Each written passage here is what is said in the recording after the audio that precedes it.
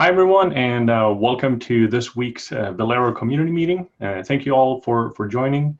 In this meeting, we make sure that we talk about the upcoming releases, the work that we're doing, the stuff that we're working on. We're doing demos and all kinds of things. So if you have any questions throughout the meeting, please either voice them in the chat or speak up as well. This is being recorded. It will be posted on YouTube in the Velero YouTube playlist that I'll share in the Velero Slack later as well. And with that, I'm going to hand it over to Steve. All right, welcome everyone. So the main things we wanted to cover today are looking at a couple of demos for some of the work that we've been working on recently. If you attended the last meeting, you know that we've started working on the 1.1 release. We decided on an initial scope there, and we started working on those items. And so we're going to start with demos of a couple of those items. I think Nolan is actually going to go for the first demo. So I will hand it over to Nolan to talk a little bit about it and show us what he's been working on. Thanks. So what I have been working on has been a prototype plugin for doing CSI support for CSI volumes to backup and restore in Velero. So I'm just going to jump in and share my terminal. So up here, I'm showing we've got a namespace called demo with a pod called app, and that is linked to a PVC. And that's what we're going to be backing up today. Down here, I'm just showing all the pod's doing is just writing the current time into this data.out file. So it's just getting some data in there. And before I start up the Velero server, some things I have to have are the Velero CSI plugin, which I'll show where you can get that in a little bit. And also, I am telling Velero that we want to restore the CSI CRDs before any of the persistent volume claims. So I will go ahead and start my server.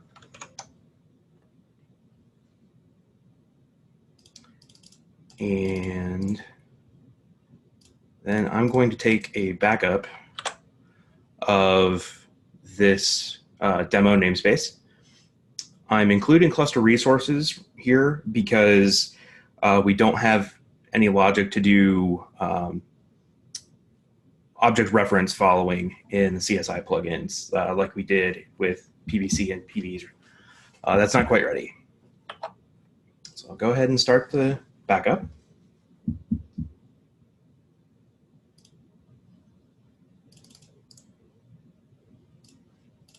Okay, and now that it's done, we have a volume snapshot in the demo namespace.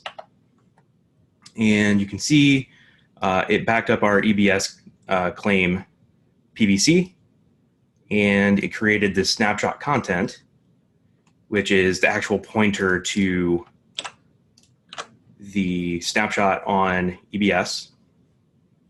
And if we look at this,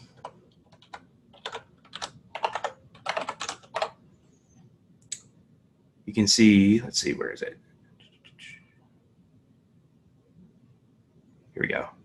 The snapshot source shows the snapshot handle, which is the name of the snapshot in AWS, the restore size, how big it will be, the driver, and when it was made.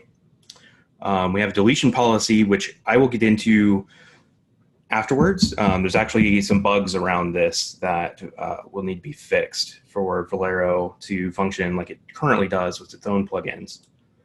And there's also a pointer to the snapshot that created this. So I'm going to go ahead and create a disaster and delete that namespace.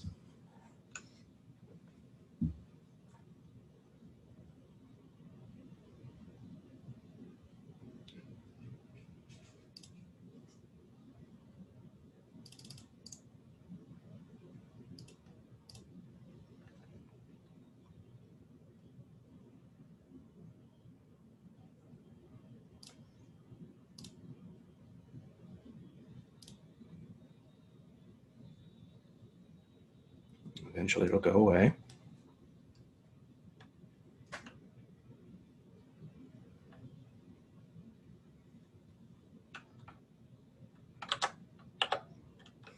All right, and now we're going to create a restore, and we'll just wait for that to finish.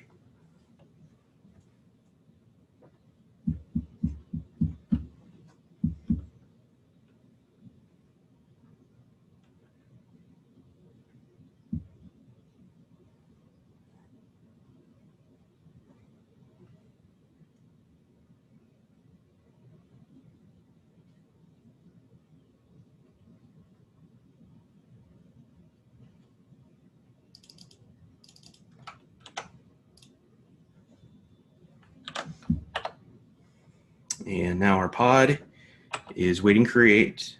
And if we get PVCs, there should be some inside of demo. And there should be volume snapshots in demo.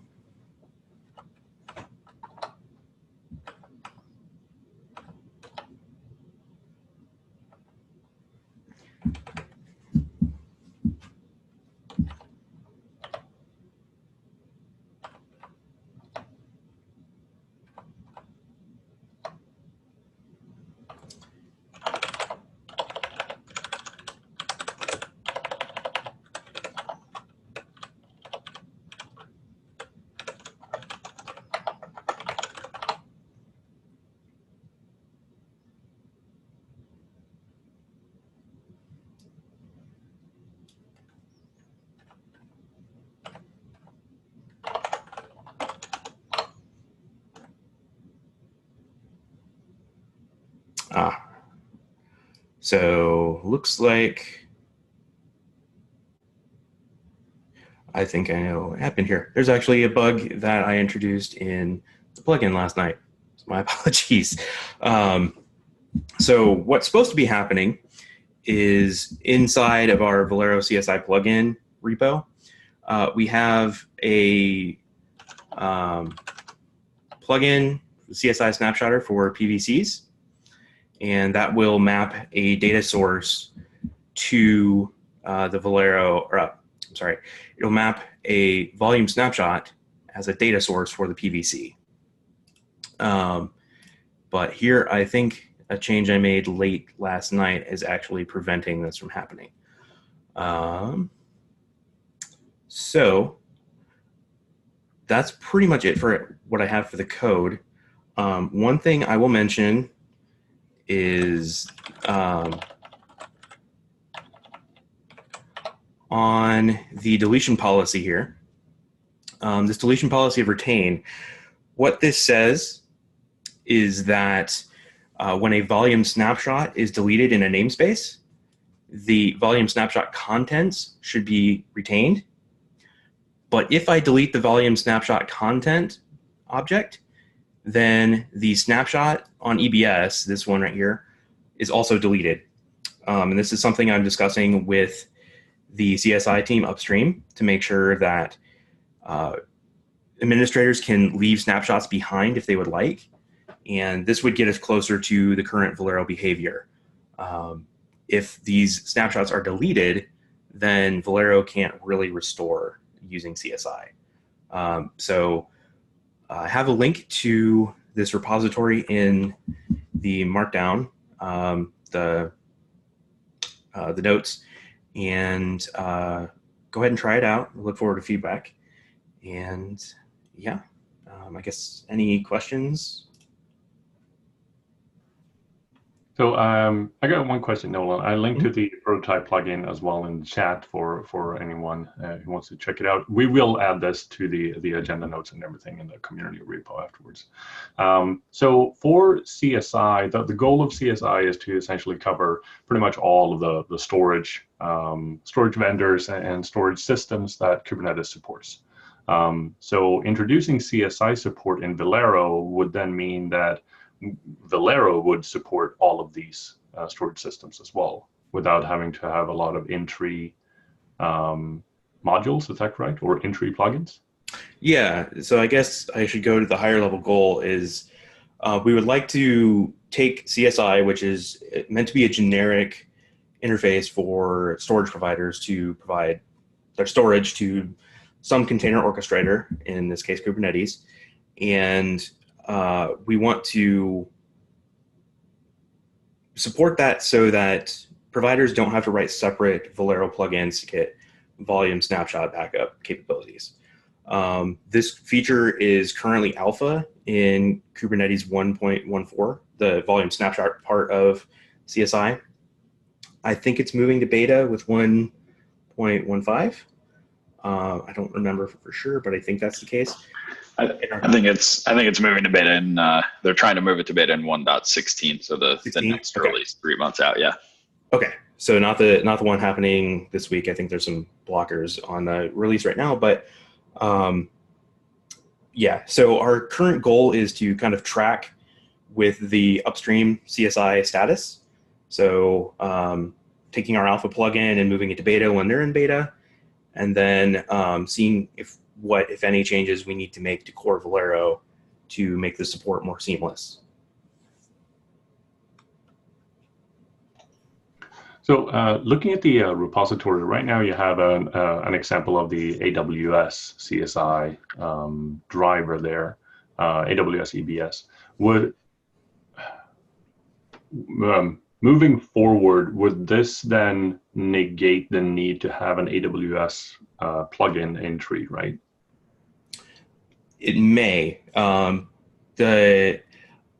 now we're kind of trying to navigate with the big cloud providers getting moved out of tree into their own plugins, or for Kubernetes itself, not Velero plugins. But at the same time, CSI is not fully released, so we can't just completely switch over.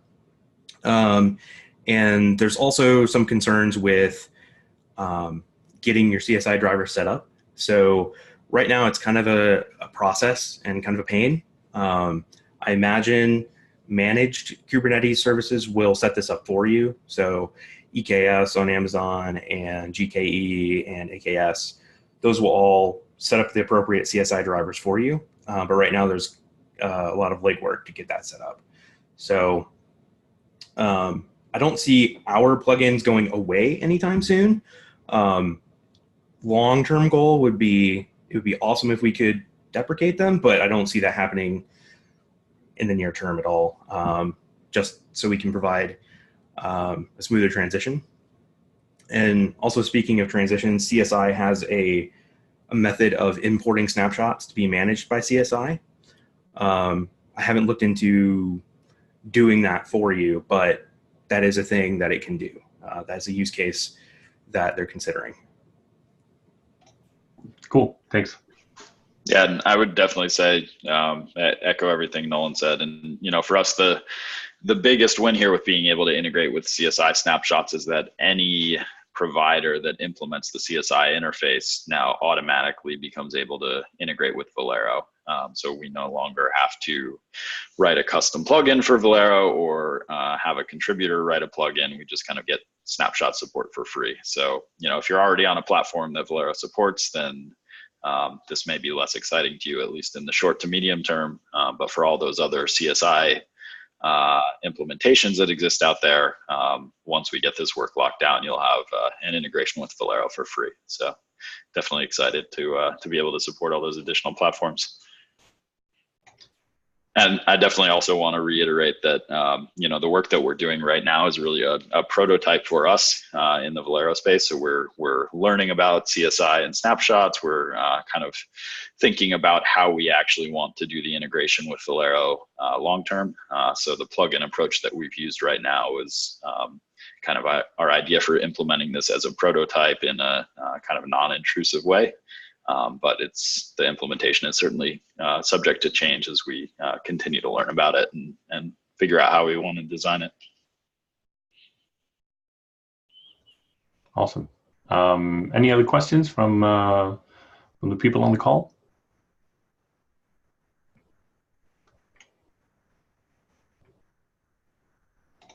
All right. Let me just share my screen here so you can see the agenda as well. I should have shared that in the beginning here. Next up, we have Steve talking about a read-only storage locations demo. Yeah, so I wanted to do a demo of a pull request that that I worked on a couple of weeks ago. So the idea is that you know, in Velero in the past we've had basically, if you're in particular, if you have maybe two clusters set up and you have backups that you took in the first cluster, so cluster A backups that you want to actually restore into another cluster, so cluster B. To support this, we had a restore only flag for the Velero server. So you could put the Velero installation that's in cluster B into restore only mode. And that way you could safely connect it to cluster A's backup storage location and only be able to restore those backups, but not be able to accidentally garbage collect them or delete them or create new backups in cluster A's backup location. And so this worked okay, but the issue with it was that this flag, the restore only flag, was basically at the Velero server level. And so what we realized is that a lot of times, you know, you would just want to put a single backup storage location into kind of restore only mode or read only mode. So you might have cluster B continuing to take backups into its own backup storage location, and you would want that to continue to happen. But you would want to be able to configure it to restore backups from a cluster A backup location. And so this PR basically makes that change. So it adds support for putting individual backup storage locations into read-only mode so that you don't have to do it for the entire Velero server. So I have a little demo, so I'll share my screen and we can go through that.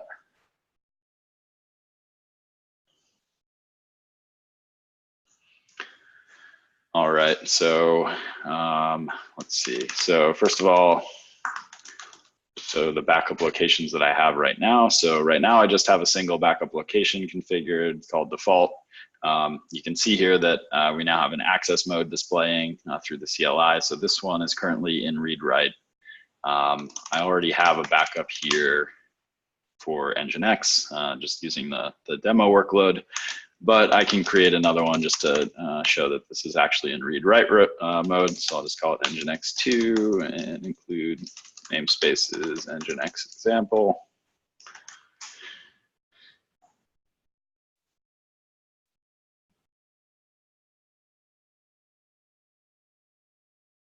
All right, so that's done. So now we just have two backups in our read-write location. So what I did before the demo is I set up another bucket in object storage that has some backups in it. And so what I'm gonna do now is basically configure this Velero instance to connect to that backup location, but to connect to it only in read-only mode. So I'll show you the YAML that I'm going to apply. So this is a backup storage location. It's called old cluster. So you can imagine these backups were created from some other cluster and I actually want to be able to use one of them to restore into the current cluster. Now the important thing here is that in the spec for this backup storage location, you'll see that I've specified the access mode and it's set to read only. So this is the kind of the analog of the restore only flag. And other than that, it looks just like an existing backup storage location would look like. So I'll go ahead and apply that. All right, so the backup storage location was created. So now if I just look at backup locations, we'll see that I now have two of them. So my default one's still around and it's in read-write mode. But this new one, the old cluster one, is in read-only mode. And I believe that Velero just saw that there was a new backup location and actually synced those backups into the cluster. So if we now look at Velero backup get, so we'll now see we still have Nginx and Nginx2, which I just showed, but we now have these two new backups that weren't here a minute ago. And these were from a scheduled backup from the old cluster. You see here the storage location is set as we'd expect. One thing you can note here is that these backups actually expired some time ago. But Velero, if you look in the log on the bottom here, you actually see that Velero is saying it can't be garbage collected because the backup storage location is currently in read-only mode. And so this is what you would want if you had some old backups sitting around and all of a sudden realized you needed to restore them and didn't want them to get inadvertently deleted. So I guess the other thing I'll show here is that let's say you go to create another backup and let's see, maybe say storage location old cluster. So what happens, so I tried to create a backup in the old cluster storage location, which we know is currently in read-only mode. And so you'll see that it says the backup completed with the status failed validation. And so if we actually look what happened here, see right on the top here, the phase is failed validation, and we get an error that says a backup can't be created because the storage location old cluster is currently in read-only mode. So again, we're not allowed to create new backups there. We're only allowed to restore from them. So I can go through an actual restore. Let me just delete the Nginx example namespace since that's what these backups contain.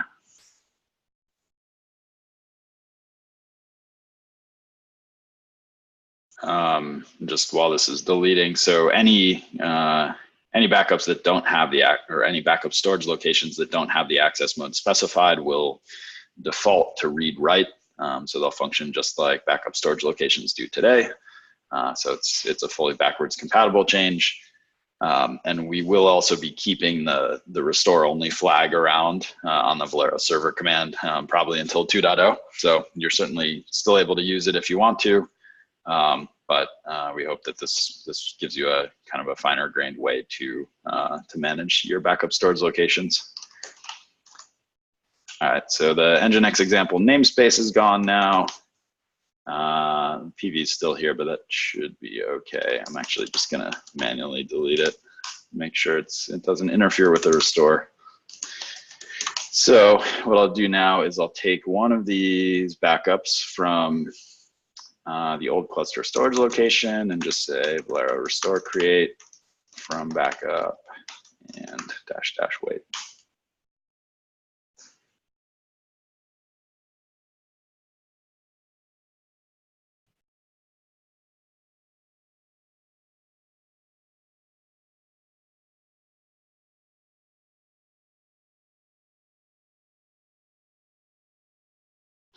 All right, so the restore is completed. So if we look at namespaces now, we got our Nginx example namespace back. Everything seems to be good there. So I'm not gonna go into the details of the workload because it's not super important for this demo. So the last thing I'll show is that you can definitely change the access mode for your storage location. So maybe, you know, I'm done restoring from this. I want to flip it back to read-write mode so that I can actually create new backups in it. So for now, I'm just going to use kube control to edit this backup storage location. We don't have a CLI command for this, but you can use kubectl edit. So I'll say old cluster space Velero, and basically I can just go in here and switch this to read-write. And so now if I just do Velero backup location get, we'll see it's in read-write mode. And what you'll actually see happening here shortly, once Velero picks up that this backup location is in read-write mode, is that these two backups will both get garbage collected because it is now a writable location and they're both expired.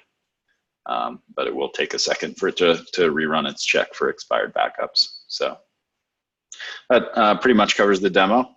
Hopefully this is a useful feature. I think definitely for folks who have multiple backup storage locations and are doing you know, migrations across clusters, this can definitely be useful and helps prevent you from having to flip the server into full-on read-only mode. So any questions on that?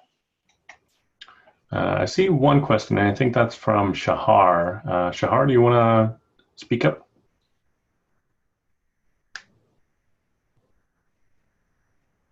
Otherwise, I can just read the question as well. Hey, sorry, I was muted. Yeah, I'm new, so this is a kind of ignorant question, but I just wanted to ask, like, where did physically, like, the backups, where are they stored? Is it like external storage? I saw somebody answered, I guess, but could you speak a little bit to that, just because I'm new?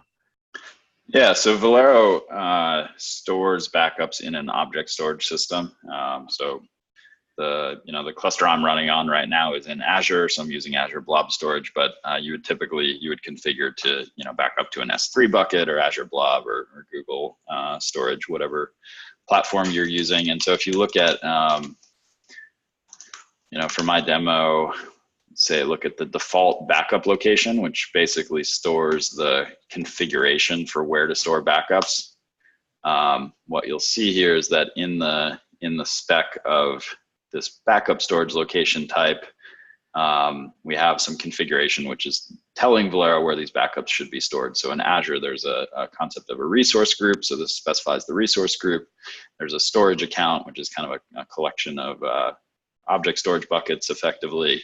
So I've specified the name of the account, and then I've actually given it the bucket name here. So that tells Velero where those backups would go. And if I look at the similar configuration for this other backup storage location, you'll see it's got similar information, and the only difference is that it's actually using a different bucket here. So it's called Velero Old Cluster. So.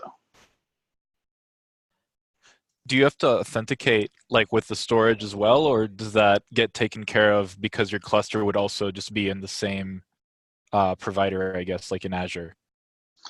Velero does need to authenticate. So when you install Velero, you essentially provide it with a set of IAM credentials for your platform. And that IAM account essentially needs to be configured with a policy that gives it access to these object storage buckets. So we have examples in documentation that can kind of walk you through what a typical policy or setup would be for those, but you do need to create an IAM account and essentially pass it to Velero through a secret in Kubernetes. Gotcha. Very cool. Thank you. Sure. Yeah, great question. Thank you.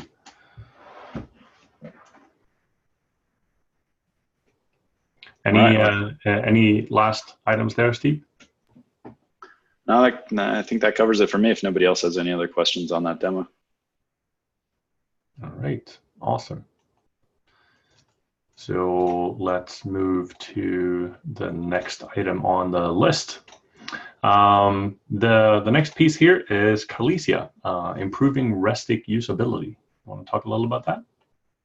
Yeah, sure. I don't have a demo, but maybe I can have a demo next time. What we have quite a few issues to improve restic usability as well as performance. And the one I'm working on now is to change the way we store backups. So right now, the way we do it is we have a custom resource called pod volume backup. And that reflects the restic backup. But instead of storing that in object storage like we do for volume snapshots, we make an annotation on the corresponding pod with the snapshot ID, and that's what we use when we need to restore restic backups. So we are changing that. So we are going to serialize the pod volume backup, store it in object storage as a separate tarball part of the backup. And that's what we're going to use to restore restic. We are going to maintain backwards compatibility. So basically we will check if the serialized file is there. Otherwise, we're going to continue using the pod annotation to restore. And that, just like the other feature that Steve mentioned that I forgot, that probably is going to go away with 2.0. And yeah, I can maybe show that next time. And there on our Velero board, there are other issues related to restic if anybody is interested. Yeah, and specifically on the issue you were talking about, Carlicia, it's definitely an internal improvement for Velero, but it does also fix an issue where if you take a backup from cluster A that includes restic backups, and then you have cluster B configured with to point to cluster A's backup storage location so that you can restore them into cluster B. Right now, if you run like a describe on one of those backups in cluster B, it won't actually show you that there are restic backups associated with that Velero backup. And so it can be kind of misleading and confusing for the user. And the reason they don't show up is that we're not storing the metadata in object storage. So, so making this fix will hopefully make that use case a little bit clearer for users. Yeah.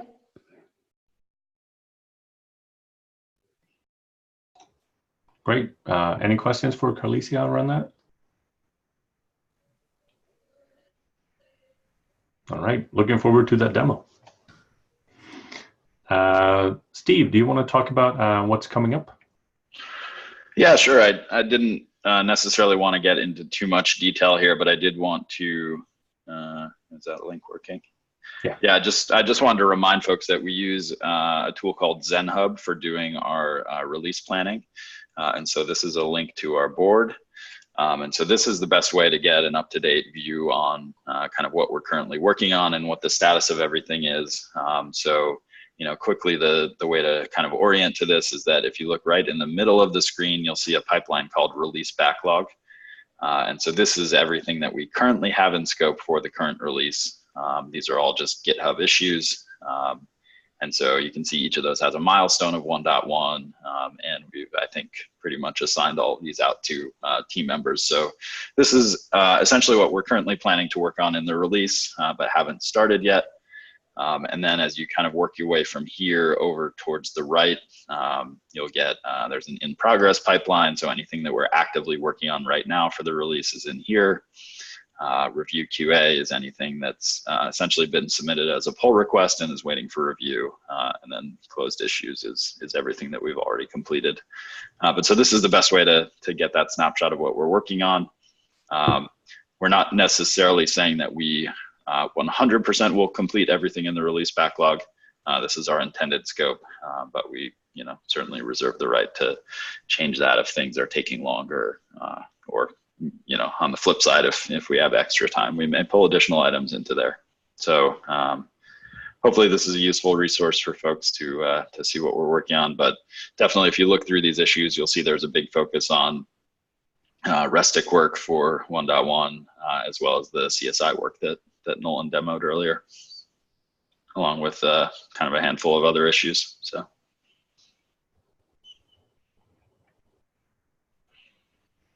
Cool. Yeah, I think this is linked from the main repository as well, right? Yeah, there should be a link on the main README in the repository to see the board, and you can either use the app.zenhub.com link, or there's also a Chrome plugin you can install to view it kind of directly through GitHub. Mm-hmm. And if you want to see everything regarding a milestone, you can just do this, right? Yep. Yeah, it gives you a bunch of different ways to filter so that you can kind of drill down into specifically the set of items you're interested in. But we do try to keep those milestone tags up to date so that this is a useful view.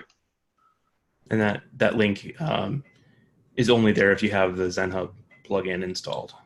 I think the plugin basically adds a bunch of stuff to the GitHub UI. Okay.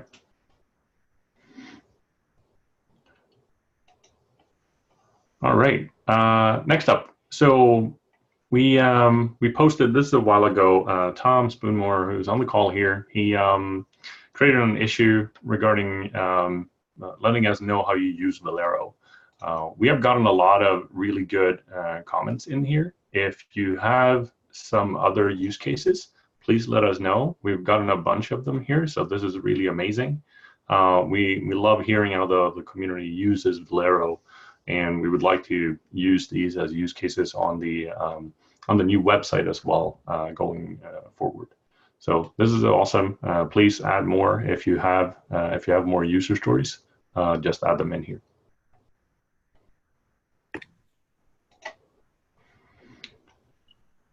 Steve, do you want to do some contributor shoutouts? Yeah, absolutely. We've gotten a few contributions, and it's possible this list may not be 100% up to date because I was out for a few days and may have missed any recent contributions. But I wanted to shout out to a couple of contributions that came in. So the first one from Wilhelm, and apologies for butchering any of these GitHub handles, but this was a contribution to add support for wildcards when you're including and excluding resources in Velero. So you can use this to, if you're creating a backup and you want to include all of the resources from a particular API group, instead of having to list them out one at a time, you can now say, include resources star.foo.com. And that will capture all of the resource types from a particular API group. So this is a really nice usability improvement. It's something we've had on the backlog for a while, just hadn't been able to get to. And so thanks a lot for this PR, and it'll be shipping in 1.1. So folks will be able to take advantage of it. And then we had another one come in around adding support for basically having multiple AWS profiles within the AWS credentials file. And so this can be really useful if you have multiple backup storage locations and you want to use a different set of AWS credentials per backup storage location. So what you can do is when you're creating the credentials file that you're providing to Velero through a Kubernetes secret, you can just have multiple profiles in there. Each one has a name and then a set of credentials associated with it.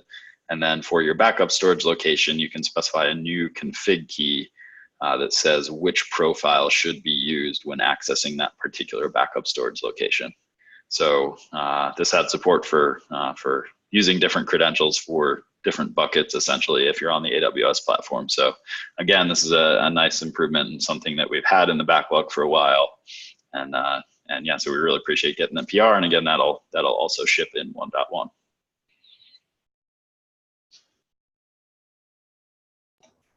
Awesome. Thank you, Pranav, for that one. Do we have any last questions for the team here?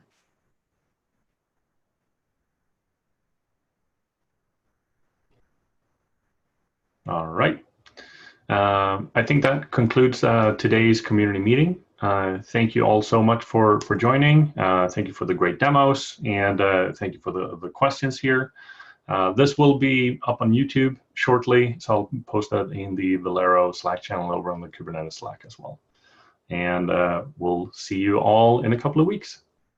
Thank you so much, everyone.